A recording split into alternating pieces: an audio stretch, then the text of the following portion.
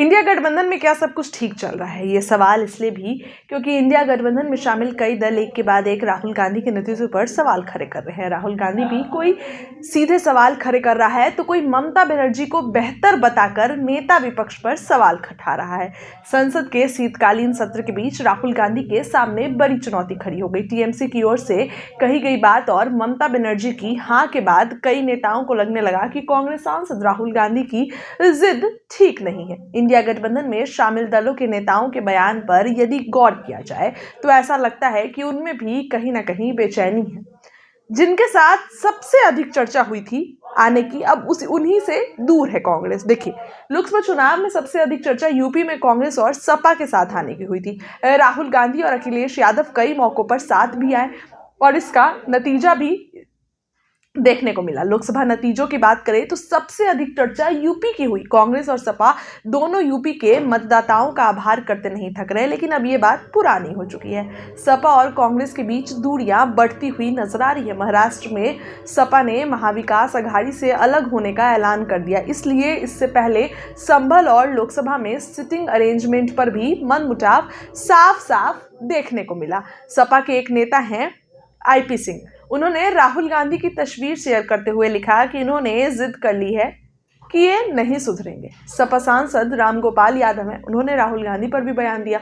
उन्होंने कहा कि राहुल गांधी इंडिया गठबंधन के नेता नहीं है। उन्होंने कहा कि यह कोई भी कह सकता है, राजनीति में कोई साधु संत तो बनकर आता नहीं है, सब पद पाना चाहते हैं, चाहे लोकसभा का चुनाव हो या विधानसभा का। कांग्रेस कहीं अच्छा परफॉर्मेंस नहीं कर पाई है। मल्लिकार्जुन खड़गे ने भी एक मीटिंग रखी थी और उस मीटिंग में राहुल गांधी की क्लास लगाई थी। ये खबर भी हमने आपको बताई थी। पश्चिम बंगाल की मुख्यमंत्री ममता बनर्जी ने इंडिया गठबंधन के कामकाज पर असंतोष व्यक्त किया है। साथ ही मौका मिलने पर इसकी कमान संभालने के पूरे संकेत दे दिए हैं। तृणमूल कांग्रेस की प्रमुख ने कहा है कि वह बंगाल के मुख्यमंत्री के रूप में अपनी भूमिका जारी रखते हुए विपक्ष मोर्चे के नेतृत्व के साथ दोहरी जिम्मेदारी संभालने में सक्षम होगी। एक इंटरव्यू के दौरान उन्होंने कहा कि मैंने इंडिया गठबंधन का गठन किया था, अब इसे ठीक से चलाना मोर्चे का नेतृत्व करने वालों पर निर्भर है।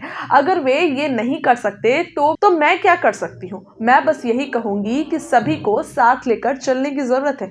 ये पूछे जाने पर कि एक मजबूत भाजपा विरोधी ताकत के रूप में अपनी साख को देखते हुए वह गठबंधन का प्रभाव क्यों नहीं ले रही है, तो बनर्जी ने कहा कि यदि अवसर दिया गया तो मैं इसका सुचारू संचालन सुनिश्चित करूंगी। ममता बनर्जी की यह टिप्पणी उनकी पार्टी के सांसद कल्याण बनर्जी द्वारा कांग्रेस और इंडिया गठबंधन के अन्य सहयोगी से अपने अहंकार को अलग रखने और ममता बनर्जी को विपक्षी गठबंधन के नेता के रूप में मान्यता देने का आश्वासन किए जाने के कुछ दिनों बाद आई।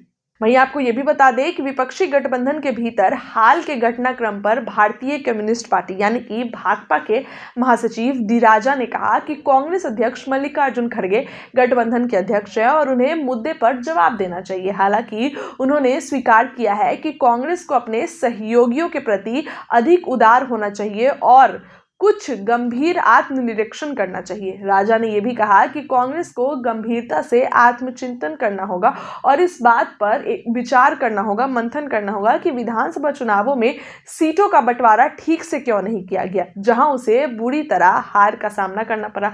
आप उदाहरण ले लीजिए महाराष्ट्र और हरियाणा का, किस तरीके से कांग्रेस को पटकनी मिली।